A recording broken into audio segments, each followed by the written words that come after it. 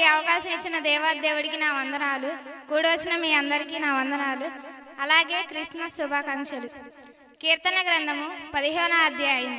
యెహోవా నీ గుడారంలో అతిథిగా ఉండదగిన వాడెవడు? నీ పరిశుద్ధ పర్వతం మీద నివసింపదగిన వాడెవడు? యథార్థ ప్రవర్తన కలిగి నీతిని అనుసరించుచు హృదయపూర్వకంగా నిజం పలుకువాడే అట్టివాడు నాలికతో కొండములాడును. తన చెలికానికి కీడు చేయడు. అతని దృష్టికి నీచుడు అసహ్యుడు. దేవుని యందు భయభక్తులు గలవారిని సన్మానించుము. అతడు ప్రమాణం చేయగా నష్టం కలిగినను మాట తప్పడు.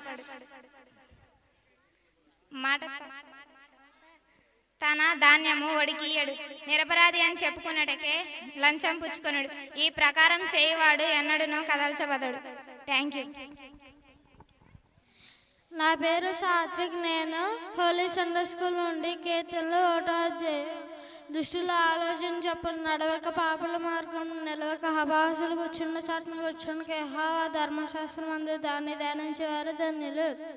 అతడు నీటి కాలువ ఊరిన నాటబడినదై ఆకు వాడక తన కాలమందు ఫలమిచ్చు చెట్టు వలె ఉండును. అతడు చేసినంత సఫలమవ్వును. దుష్టుల అలాగనుండక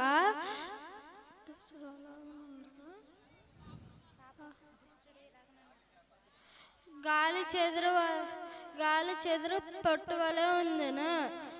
కాబట్టి న్యాయ విమర్శల్లో దుష్టులు, నీతిమంతుల సభలో పాపులు నిలవరు.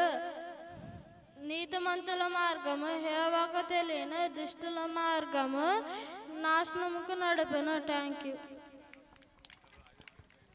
నా పేరు సాహిత్య. హోలీ సండే స్కూల్ నుండి మత్తయి సువార్త 10వ అధ్యాయము 2వ వచనం.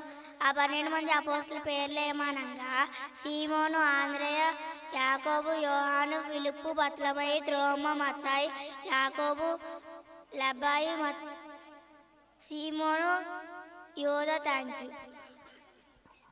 నా పేరు ఆకాంక్ష. హోలీ సండే స్కూల్ నుంచి లోకా సువార్త 2వ అధ్యాయము 11వ వచనము. దావీదు పట్టణము యందు నేడు రక్షకుడు మీ కొరకు పుట్టి ఉన్నాడు, ఈయనే ప్రభు అయిన క్రీస్తు. Thank you. నా పేరు రమ్య.